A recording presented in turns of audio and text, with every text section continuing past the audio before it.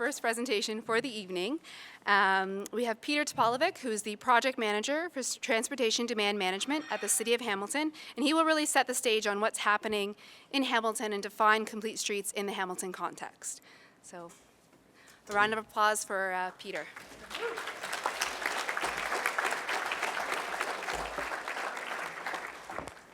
There's no relation. Maria's my sister. Same last name. Okay. So now, my job first, this is actually a series of presentations that 3 people originally came together with to talk to the community, engage people on complete streets. It's a new sort of, some people call it a buzzword. It's a movement to other people. And we really want to get the word out there. What does it mean for Hamilton? What do they mean at all? What is a complete street? So does everyone here think they know what a complete street is already? There's a few. Okay. 30% of the room. It probably means something different to everyone, depending on who you are. But we understood that, the city can't be the only person involved or the only player involved in complete streets. You need to work with your not-for-profit groups and also the community. So we thought of ourselves as Peter, Paul, and Mary as an example, or some famous trio, for lack of a better trio. But today we're actually introducing a 4th person to the group. Peter, Paul, Mary, and Paul. Maybe not the best example to use, but I think it really does show that this is really a multi-stakeholder initiative and a multi-stakeholder idea in itself. So, we're really talking today about how do we move from auto orientation to equitable streets. And so I thought of love your streets and sort of love your car. We've got a lot of imagery. I'll talk a little bit about the imagery of autocentricity. And just quickly, we're going to talk about, obviously, complete streets. I'm going to bring the city perspective in. Sarah Mayo is going to talk about building a framework. And then Matt Sweet's going to really talk about the technical aspects and the perspective of the engineer. And finally, we're going to talk about the community and how they can get engaged. So, this is the glass half full or half empty? About 50% of all trips in Hamilton were under 5 kilometers. How does that break down? I'm going to give an oversimplified breakdown here. Basically, about 83% were taken by vehicle of some sort, driver, carpooling, taxi, motorcycle. About 9% were by transit, and 7.5% were walking and cycling together. So the walking and cycling is a little bit low, if at least from my perspective, especially in the kind of work that I do. So we see that someone could say, well, there's a bit of a problem here, right? Why is this happening? And beyond there being a problem, what does this mean for our roads? Obviously, if we have to accommodate that amount of automobiles take up more space. So we have an infrastructure problem because we have to either accommodate for the growth in the automobile or try to find other ways to use our streets more equitably and efficiently. This kid's really upset because even worse than the 5-kilometer numbers is the 1-kilometer numbers. So 55% of all trips 1 kilometer or less taken in the city were by automobile. So that means a 1-kilometer trip's about maybe a maximum of 15-minute walk. More than half of those trips were taken by automobile. He's upset, but I'm kind of happy about that because it represents there's a great potential out there to shift people to other modes. So while yes, it's not the best statistic, it means that we have the ability, because 1-kilometer trips to shift to different modes is actually quite easy, I hope. So why is this the case? Well, infrastructure maybe we don't have the right infrastructure out there. Maybe there's not enough sidewalks or they're not wide enough, or maybe there's not enough bike lanes. Perhaps we live in an auto-oriented culture. Perhaps there's a lack of congestion on the street, right? If there's no congestion, then it's easy to drive. There's a lot of cars. So the cars are highly available and you can grab one very easily. And there's also a lack of awareness of health impacts. So what are the impacts of always sitting? I think that car culture has contributed to that, and we're not always understanding, people don't make a causal connection to the amount of sitting that they do and its impact on their health. And of course, maybe the city was designed for auto use. So we have all these different reasons. I just want to explore, I'll start with cultural reinforcement. I don't know if you've ever seen this series before by General Motors. It got pulled off very quickly. So you won't be able to see it You have to look at it. You have to Google it, I guess. But the campaign was called Reality Sucks. And in this picture, it says, stop pedaling, start driving. So again, this reinforcement in our culture, people understand this, and this is not to point out, not to harp on GM, but they understood, the people understand that this could sell a car. Even more interesting was this one, the one on transit, number 23, Creeps and Weirdos. Luckily, there's an affordable alternative. And then the last one, you see someone's walking in the rain, and look how inconvenient it is. She's so upset because the car has I wish she was in the car. If she's in the car, it would be better. So there's obviously this idea in North American culture that driving is an important right, and it's more convenient, and it sells. It's being used to sell. Although they got in a lot of trouble, so they didn't use it very well. Although I think I'm selling cars for them right now. Hopefully not. Let's look at the other side, land use, right? So we have, yes, there's cultural reinforcement. What about land use? Let's look at James Street South. It is, obviously you probably know where it is, it's just down the street. It's got a historical grid pattern, one of our oldest streets in the city. It's got mixed use, commercial and residential, so you can live there, you can shop there. It's a major employment node, the hospital, the GO station's right there. It's definitely walkable and transit friendly, we probably can't argue that. And this kind of design encourages active transportation. So in these kinds of communities, it's much easier to walk or cycle or take transit. And let's look at a different, same name, street of the same name, but Upper James Street right there. It is a little bit different from, this is post-war, right, after 1950s development. We have a single use of just commercial in one side, and over here we have residential. And you can see we have cul-de-sacs, which is important to make sure that we don't have that much car traffic infiltrating into the neighborhood. But at the same time, that limits transit connectivity. And because it's a little bit more low density, it doesn't make transit as viable. Now, this is not to point out, this is not how we're generally developing residential developments today. But I wanted to point it out because this is typical in North America. And this is part of why people would be encouraged to drive 1 kilometer or less.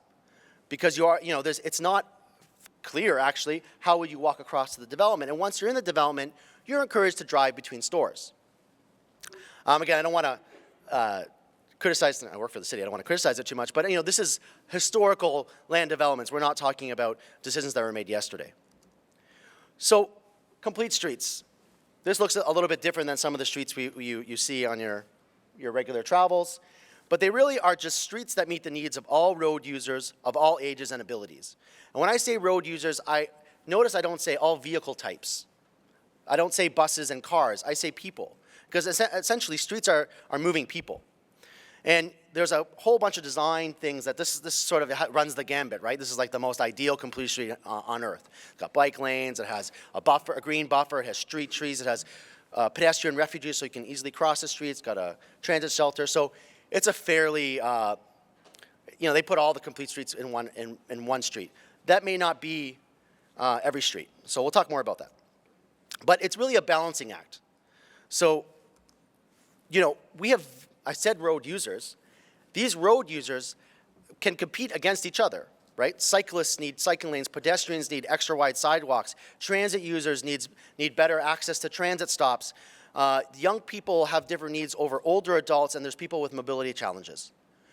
So even within the groups that we're talking about, there can be conflicts. And how is this street, any street, going to meet all those needs? For instance, you only have a certain amount of space. If you're building an extra wide sidewalk, how are you going to put in a bike lane? And you still want two-way traffic, one way in each direction. This can be a very important design challenge.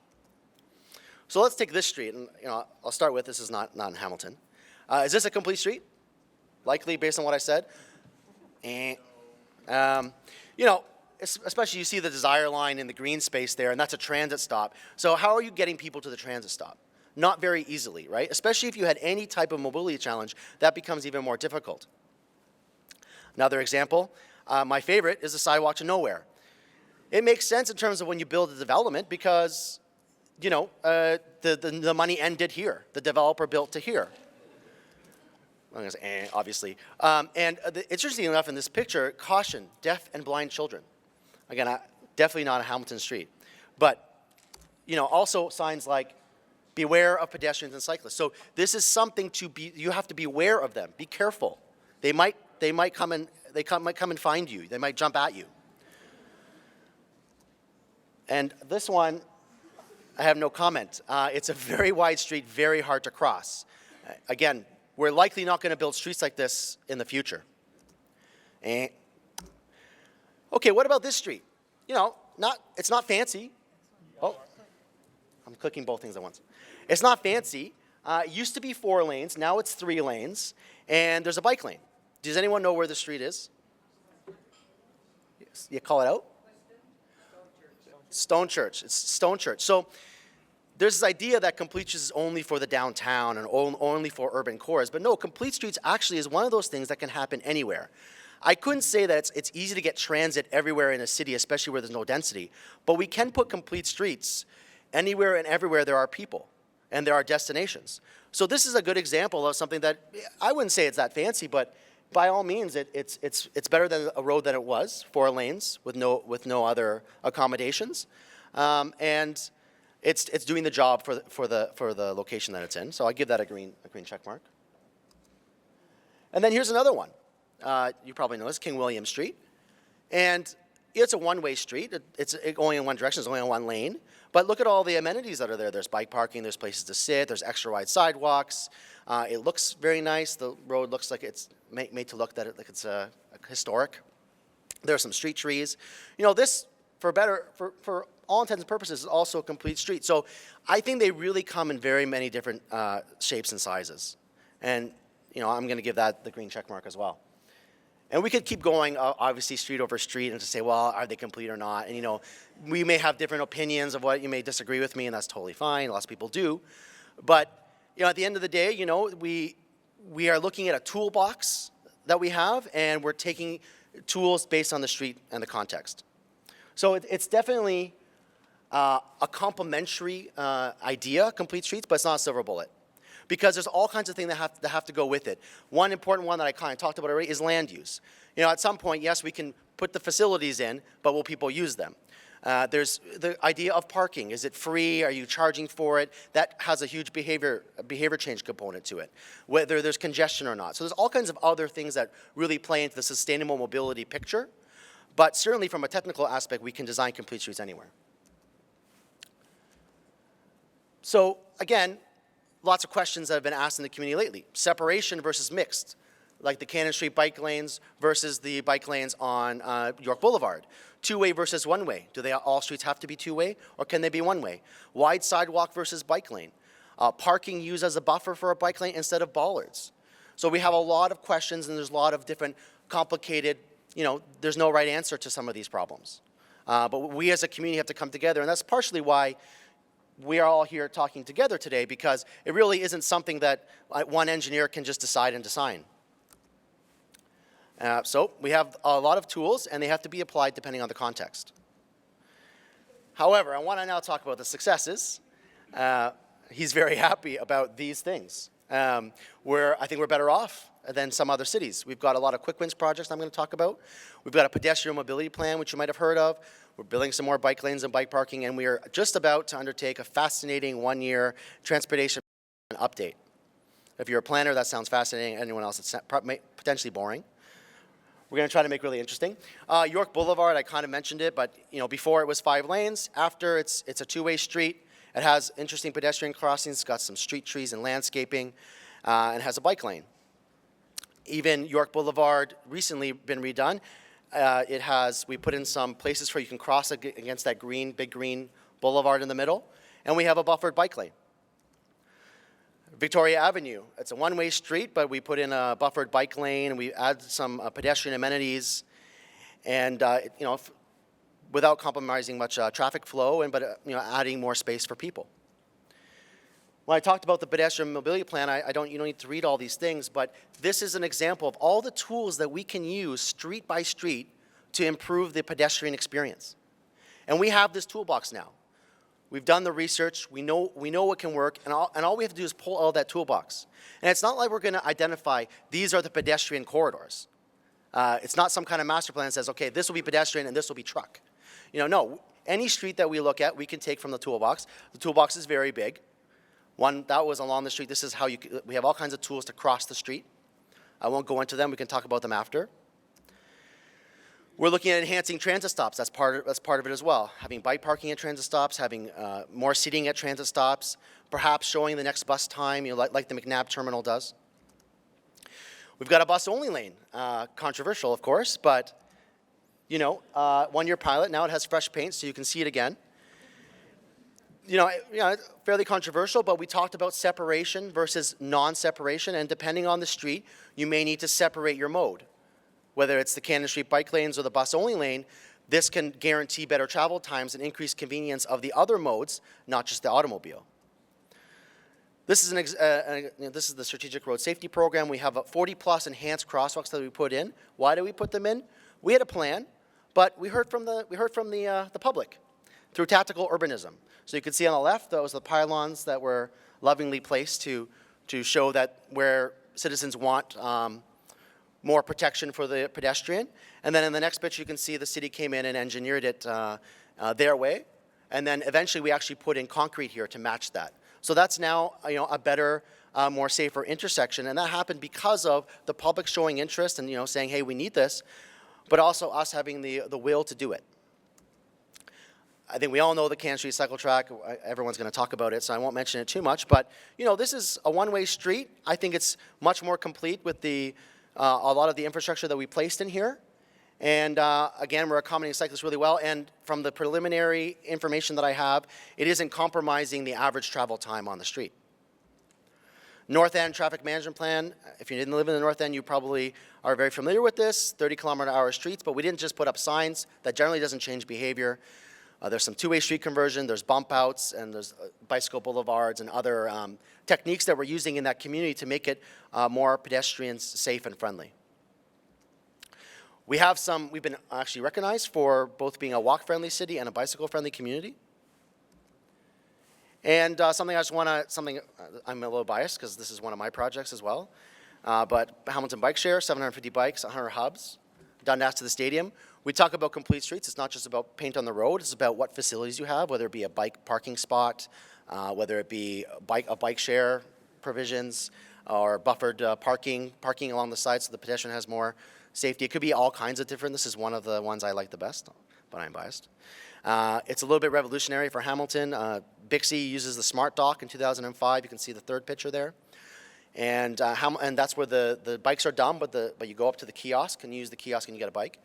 In the in the Sobe system, the bikes are smart, so that you can walk up to the bike and you just interact with the bike itself, and it could be parked at any old bike rack if you so choose. So it's a little bit different. It's a lot more flexible, and it's quite a bit cheaper. So we can get a lot of bikes around the city. They work with a smartphone or a computer, and you can book them out. You can actually reserve them, or you can find them on your smartphone and then walk up to a bike and tap it and take it. Very interesting, because they have GPS, we can find out a lot about where people want to travel, and then base our cycling infrastructure, or even walking infrastructure, or any kind of infrastructure planning in the future based on actual travel patterns. It's very hard for a planner to get data like this, and the Bike Share will be able to give that to us. And it's the fastest growing mode of public transportation in the world right now. And you can see that's the number of worldwide systems, and you can see the growth as of 2007. In North America, there's 50 systems and counting. And I think 4 years ago, there were 3 or 4. So you can see there's an exponential growth. The question marks are cities that are planning, and the green ones are the ones that actually have systems. And it's probably a really good mode of transit to fill the gap between trips that are too far to walk and too short to drive. So we're talking about complete streets and how people can get to transit or their destination. We have to make sure they can get there in different ways. Consultation is very important, like tonight, and we're having an engagement, and we have a transportation showcase up there to get your input. We did offline and online communication with the Bike Share program. We tried to be very innovative on how to get people to tell us where they want stations. That led to the red dots, which are stations that were not planned originally, but through public input, they actually made it onto the map. So this is an example where we can actually engage people, whether it be a complete street design or a bike lane design or a new road, to ask people what they want on that road and how they want it to look for them. So it's sort of a little bit of more direct impact from the actual community. And I know that sometimes, you know, all of us get up here and we seem like, you know, maybe we're granola crunchers, or I don't know, what's the different words you want to use, right? Environmentalists, even. Dirty word. But this, oh goodness, here we are. Dirty word. But no, I think that it's not about cars versus this versus that. I know there's a lot of conflicts on the street, but we want to do everything, but we want to do everything in a I think of the Canada Food Guide, you know, fruits and vegetables, walking and cycling, then transit, carpooling, and then your single occupant vehicle. So we want to be able to accommodate everything, but we have to accommodate them in different proportions. And finally, I talked about a lot of great ad hoc, cute projects. Some are great, some are small, some are big. But how are we going to operationalize this for the future? Because we want to be able to do this on every street, everywhere in the city, not just in ad hoc places downtown or, you know, in some examples in every ward. The way to do that is our transportation master plan. I'm fascinated by the process. It could be boring to others. We really want to engage people in it because this is the blueprint on how we move forward, whether it be complete streets, or new roads, two-way conversions, whatever it might be. We're actually reviewing it and updating it this year. So I hope you can get involved in that. That's my plug for that. And that's it for me. Thank you very much.